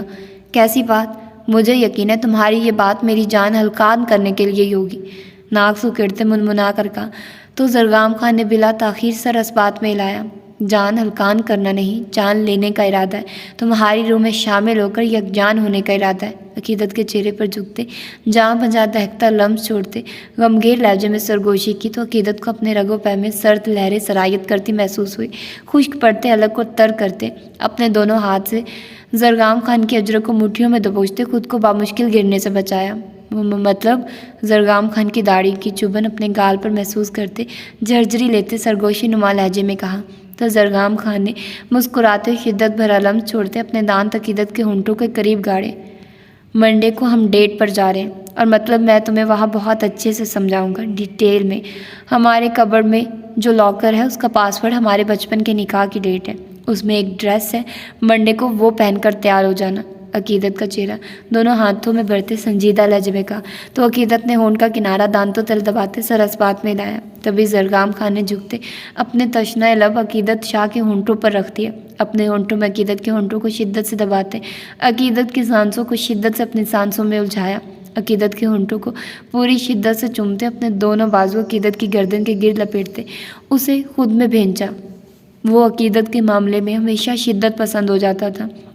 جب جب وہ عقیدت کے قریب آیا تھا اس کے لمس میں کھوتا وہ سب کچھ بھول جاتا تھا۔ عقیدت کے ہونٹوں اور چہرے پر اپنی شدتوں کے نشان دیکھنے کے بعد وہ خود میں نرمی لانے کی کوشش کرتا تھا، مگر ہر بار وہ بری طرح ناکام ہو جاتا تھا۔ عقیدت شاہ اس قدر عزیز تھی زرگام خان کو کہ اس کا دل کرتا تھا وہ اپنے ہر لمس کے ساتھ عقیدت کو خود میں جذب کر لے یا خود اس کی روح میں شامل ہو جائے۔ اس وقت بھی وہ اپنے لمس میں نرمی لانے کی کوشش کرنے کے باوجود بھی زرگام خان آنکھیں بند کرتا سب کچھ بھلائے اپنی شدت عقیدت کے ہونٹوں پر لٹا رہا تھا۔ دور سے آتی قدموں کی چاپ سنتے عقیدت نے زرگام خان کے اجروں کو جھٹکا دیتے پیچھے ہونا چاہا، جس پر زرگام خان نے عقیدت کی کلائیاں اپنے ہاتھوں میں دبوچتے اپنے دانتوں میں عقیدت کے نچلے ہونٹ کو لیتے ہلکے سے کھینچے نرمی سے ہونٹوں کو آزاد کیا تو عقیدت بکھرے تنفس سے بے حال ہوتی سر زرگام خان کے کندھے سے ٹکا گئی، جبکہ زرگام خان نے خمار آلود نظروں سے عقیدت کے سر کو دیکھتے اپنے دونوں بازو عقیدت کے گرد پھیلائے۔ بیگم یہ تو منڈے نائٹ کا بس چھوٹا سا ٹریلر تھا، ابھی سے جان ہلکان ہونے لگی۔ اب ایسا کرنا پھل وغیرہ کھاؤ اور خود میں جان لاؤ تاکہ اپنے خان کو جھیل سکو، باقی کی مووی منڈے کو سٹارٹ کریں گے۔ عقیدت کے کان کی لو کو دانتوں تلے دباتے شوخ لہجے میں سرگوشی کرتے اوپر سیڑھیوں پر کسی کی موجودگی کو محسوس کرتے بائیں جانب دیکھا تو مقدس بیگم کو سپاٹ نظروں سے اپنی جانب دیکھتے زرگام خان نے مسکرا کر انہیں دیکھا۔ ماں خیریت، کچھ چاہیے تھا آپ کو؟ زرگام خان کی بات پر عقیدت نے جھٹکے سے پیچھے ہونا چاہا تو زرگام خان نے عقیدت کے کندھوں کے گرد اپنا بازو پھیلاتے اس کی کوشش کو ناکام کیا۔ نہیں بس ایسے ہی، سپاٹ لہجے میں جواب دیتی وہ نیچے آنے لگی تو زرگام خان نے مسکرا کر عقیدت کا ہاتھ اپنی سخت گرفت میں لیتے قدم ان کی جانب بڑھائے، جبکہ عقیدت نے چہرے پر سنجیدگی طاری کیے نظریں مقدس بیگم کے چہرے سے پھیرتے زرگام خان کے ہاتھ پر ٹکا دی۔ نہیں وہ آپ اوپر سے آ رہی، مجھے لگا ہم میں سے کسی سے کوئی کام تھا۔ زرگام خان کی بات پر مقدس بیگم نے مٹھیاں بھینچتے زرگام خان کے چہرے کو نفرت سے دیکھا۔ اگر میرا کمرہ نیچے ہے تو اس کا مطلب کہ میں اوپر نہیں جا سکتی یا میرے اوپر جانے پر پابندی ہے؟ عقیدت کے سنجیدہ چہرے کے باوجود وہ اس کے چہرے پر بکھری حیا کی لالیاں اور سرخ ہونٹوں اور گالوں پر زرگام خان کی شدتوں کے نشان دیکھتی بری طرح بگڑی تھی۔ وہ تو اس نسل کو ختم کرنے کے در پر تھی۔ اگر زرگام خان کا بچہ آ جاتا وہ تو کبھی عقیدت کو کسی قیمت پر نہ چھوڑتا۔ اس کے باپ نے تو بنا محبت کے صرف بچوں کی خاطر ان کی سب غلطیوں کو نظر انداز کرتے نہیں چھوڑا تھا، تو یہاں تو پھر معاملہ ہی الٹا۔ وہ دونوں ایک دوسرے سے محبت کرتے تھے، وہ اگر انہیں الگ کرنے کی کوشش بھی کرتی تو زرگام خان کبھی نہ عقیدت کو چھوڑتا۔ وہ زرگام خان کی آخری بات سن چکی تھی، انہیں اندازہ ہو گیا تھا کہ ان دونوں کا رشتہ ابھی اتنا آگے نہیں بڑھا۔ اب ان کا دماغ بہت تیزی سے کام کر رہا تھا، کسی بھی قیمت پر منڈے والے دن انہیں ایسا کچھ کرنا تھا کہ زرگام خان چاہ کر بھی عقیدت کے پاس نہ جا سکے۔ میرا وہ مطلب نہیں تھا ماں، ایک کمرہ کیا یہ پوری حویلی آپ کی ہے؟ میں آپ پر کیسے پابندی لگا سکتا ہوں؟ میں صرف اس لیے پوچھ رہا ہوں کہ آپ کو اگر کسی چیز کی ضرورت ہے تو مجھے بتا دیں۔ عقیدت کے ہاتھوں پر گرفت سخت سے سخت تر کرتے پھر سے نرم لہجے میں کہا۔ تو مقدس بیگم نے منہ پھیرتے انکارا بھرا۔ مقدس بیگم کے منہ پھیرنے پر زرگام خان کی آنکھوں میں اترتے درد کو دیکھ عقیدت کا بس نہیں چل رہا تھا کہ اس ناگن کا سر کچلتے۔ مجھے لگتا ہے مامی تم سے ناراض ہے۔ عقیدت کی آواز پر دونوں نے چونک کر ناسمجھی سے عقیدت کی جانب دیکھا۔ کیا مطلب؟ ماں مجھ سے کیوں ناراض ہوگی؟ عقیدت کو ناسمجھی سے دیکھتے مقدس بیگم کی طرف رخ کرتے ہوئے کہا۔ تو مقدس بیگم نے چہرے پر جبراً مسکراہٹ لاتے زرگام خان کو دیکھ سر نفی میں ہلایا۔ یہ بھی میں تمہیں بتاؤں اب؟ زرگام خان کے بازو پر ہلکے سے مکہ مارتے شرمائے لجائے لہجے میں کہا۔ تو زرگام خان کی حیرت میں مزید اضافہ ہوا۔ وہ مقدس بیگم کے رویے کو مکمل طور پر بھولتا اب ناسمجھی سے عقیدت کو دیکھ رہا تھا جو بات بتانے کی بجائے شرمانے میں مصروف تھی۔ کیا بولے جا رہی ہو ماں؟ آپ بتائیے، آپ ناراض ہیں مجھ سے کسی بات پر؟ کیا آپ ابھی تک عقیدت اور میرے رشتے کی وجہ سے ناراض ہیں؟ عقیدت کو جواب دیتے مقدس بیگم سے سوال کیا تو مقدس بیگم نے گڑبڑا کر زرگام خان کو دیکھا۔ ابھی مقدس بیگم کچھ کہتی کہ عقیدت نے اپنا چہرہ زرگام خان کے بازو میں چھپایا۔ مجھے شرم آ رہی ہے لیکن میں پھر بھی مامی جی کی ناراضگی کی وجہ بتا رہی ہوں کیونکہ مجھے لگتا ہے کہ انہیں مجھ سے زیادہ شرم آ رہی ہے۔ وجہ یہ ہے کہ مامی کی اب عمر ہو گئی ہے، سارا دن کمرے میں قید رہتی ہیں، گھر میں ملازموں کی شکلیں دیکھ دیکھ اکتا جاتی ہیں۔ انہیں اب دل بہلانے کے لیے ایک چھوٹا سا بیبی چاہیے جو ان کا دل بہلائے اور حویلی میں اس کی کھلکھلاہٹیں گونجے، اور وہ بیبی ہم نے انہیں دینا ہے۔ لیکن آپ کو گاؤں والوں سے فرصت ملے تو ہم اس بارے میں کچھ سوچیں نا تھوڑی۔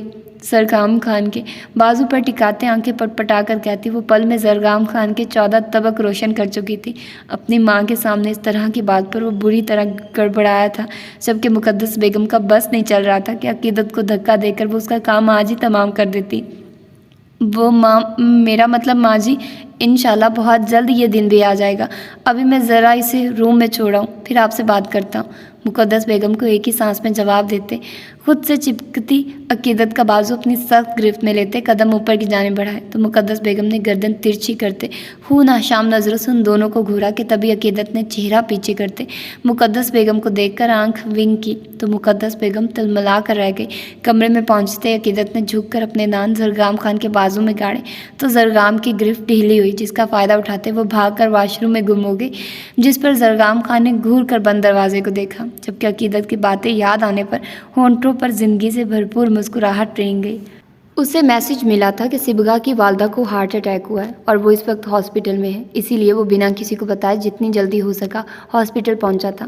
وہ اس خوشی کے موقع پر باقی سب کو پریشان نہیں کرنا چاہتا تھا، اسی لیے کسی کو بتانا فی الحال ضروری نہ سمجھا۔ وہ ہاسپٹل پہنچا تو نظریں ICU کے باہر بیٹھی زاروں قطار روتی صبغہ شاہ پر گئی جس پر وہ ہونٹ بھینچتے لمبے لمبے ڈنگ بھرتا ICU سے باہر نکلتی ڈاکٹر کے سر پر پہنچا۔ کیسی طبیعت ہے ان کی؟ اور یہ آپ لوگ اتنی دیر سے کیا کر رہے ہیں؟ 1 گھنٹہ پہلے مجھے اطلاع ملی کہ وہ 10 بجے انہیں ہاسپٹل لایا گیا، تب سے آپ لوگ کیا کر رہے ہیں کہ انہیں ہوش نہیں آ رہا؟ دبے دبے لہجے میں چلا کر کہا تو ڈاکٹر نے بے ساختہ قدم پیچھے لیے۔ جی انہیں ہوش آ گیا اور وہ شاہ حویلی فون کرنے کا۔ ابھی ڈاکٹر اپنی بات مکمل کرتی کہ وہ سائڈ سے ہوتا دروازہ کھولتے اندر داخل ہو چکا تھا جبکہ اس ایٹیٹیوڈ پر اس ڈاکٹر نے گھور کر بلا شاہ کی پشت کو دیکھا تھا۔ آپ ٹینشن نہ لیں، بالکل ٹھیک ہو جائیں گی۔ میں نے اپنے دوست کو کال کیا ہے، وہ ہارٹ اسپیشلسٹ ہے، بس کچھ دیر میں پہنچنے والا ہے۔ اندر داخل ہوتے بیڈ پر لیٹے ندا بیگم کا ہاتھ تھامتے نرم لہجے میں کہا تو انہوں نے نم نگاہوں سے بلا شاہ کو خوبرو چہرے کو دیکھا۔ مجھے نہیں پتا میری زندگی کتنی ہے، کب سانسوں کی ڈور ٹوٹ جائے چھوٹ جائے۔ میں اپنی بیٹی کو محفوظ ہاتھوں میں سونپنا چاہتی ہوں، مجھ پر آخری وقت میں احسان کر دو، میری بیٹی کو اپنا لو، تمہیں تمہاری ماں کا واسطہ۔ بلا شاہ کو نم لہجے میں کہتے ہاتھ جوڑنے چاہے پر وہ جو اس اچانک افتاد پر بھونچا چکا تھا چونک کر جلدی سے ان کے ہاتھ تھامے۔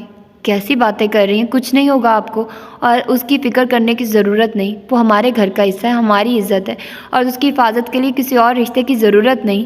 نرم لہجے میں انہیں سمجھاتا انکار کر چکا تھا جس پر ندا بیگم کے آنسوؤں میں مزید روانی آئی۔ تم نہیں سمجھو گے بیٹا کہ دوسرے رشتے کا حوالہ کس قدر ضروری ہے، اگر تم نہیں کرنا چاہتے تو تمہیں مجبور نہیں کروں گی۔ تم بہرام کو بلا دو، میں اس کے آگے ہاتھ پھیلا لیتی ہوں، یا پھر اپنے کسی وفادار۔ ابھی وہ روتے ہوئے بات مکمل کرتی کہ بلا شاہ نے گہری سانس بھرتے ان کے سر پر ہاتھ رکھا۔ میں نکاح خواہ کا انتظام کرتا ہوں، آپ فکر مت کریں، بس جلد از جلد ٹھیک ہو جائیے۔ پاٹ لہجے میں کہتا۔ وہ جھٹکے سے پلٹ کر باہر کی جانب بڑھا تھا۔ دروازہ کھولنے پر نظریں دروازے کے سامنے کھڑی روتی ہوئی صبغہ پر گئی تو سختی سے ہونٹ بھینچتے وہاں سے نکلتا چلا گیا۔ کچھ ہی دیر میں وہ صبغہ شاہ سے صبغہ بلا شاہ ہو چکی تھی۔ خوشی سے پاؤں زمین پر نہیں ٹک رہے تھے۔ صبغہ کا دل چاہ رہا تھا کہ وہ لوگوں کو چیخ چیخ کر بتائے کہ وہ اس بے رحم شاہ کو اپنے نام کر چکی ہے۔ تھینک یو ماں، تھینک یو سو مچ۔ اب دیکھیے گا وہ بے رحم شاہ آج شوہر بنا ہے، کل آپ کی بیٹی کی محبت میں دیوانہ بھی ہو جائے گا۔ ندا بیگم کے ہاتھ تھامتے چہرے پر دنیا جہاں کی خوشی کے رنگ بکھیرے پر جوش لہجے میں کہا تو ندا بیگم نے تعصب سے سر ہلایا۔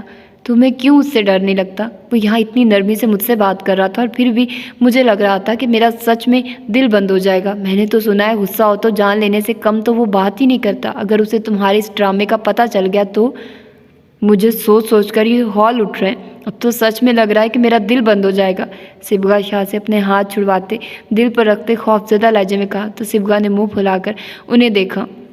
ایسا کچھ نہیں ہوگا، وہ ظالم صرف میرے لیے ہے، آپ کو کچھ نہیں کہے گا، آپ بس میری رخصتی کی تیاری کریں۔ چٹکے بجاتے شوخ لہجے میں کہا تو سامنے کھڑی ڈاکٹر نے سر تعصب سے ہلایا۔ مجھے خود انہیں دیکھ کر ڈر لگ رہا تھا، تمہیں بھی محبت کرنے کے لیے وہی سڑیل ملا تھا؟ ڈاکٹر اینی نے منہ بسور کر کہا تو صبغہ نے گھور کر اسے دیکھا۔ اینی صبغہ کی دوست تھی اور اس سارے ڈرامے میں اس نے ہی صبغہ کے مجبور کرنے پر مدد کی تھی۔ تم نے مدد کی لیکن کوئی حق نہیں کہ تم میرے شوہر کو یوں سڑیل بولو۔ صبغہ شاہ کے ناک سکیڑ کر کہنے پر اینی نے اسے گھور کر دیکھا، جبکہ دروازے کے باہر کھڑے یہ سب سنتے بلاشا نے سختی سے مٹھیاں بھینچتے اپنے اشتعال پر قابو پانے کی کوشش کی تھی۔ یہ نہیں تھا کہ وہ ان کی باتوں سے یہ جان سکا تھا، وہ پہلے ہی اس جھوٹ سے واقف ہو چکا تھا، لیکن اس کی تربیت گوارا نہیں کر رہی تھی کہ وہ اپنی ماں کی عمر کی عورت کو جھوٹا قرار دے کر اسے شرمندہ کرے۔ یہ نکاح تو اس نے صبغہ شاہ کا دماغ سیٹ کرنے کے لیے کیا تھا۔ وہ بہت جلد اس کے سر سے محبت کا بھوت اتار کر اسے خود سے کھلا لینے پر مجبور کرنے کا ارادہ رکھتا تھا۔ دروازے کے ہینڈل کو چھوڑتا وہ پیچھے ہو کر سامنے موجود کرسی پر بیٹھ گیا۔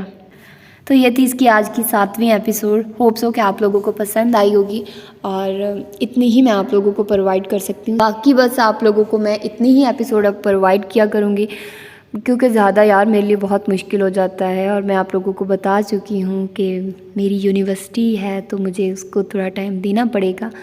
تو اپنا ڈھیر سارا خیال رکھیے گا، مجھے دعا میں یاد رکھیے گا۔ ملتے ہیں انشاءاللہ اس کی اگلی ایپیسوڈ میں۔ اللہ حافظ۔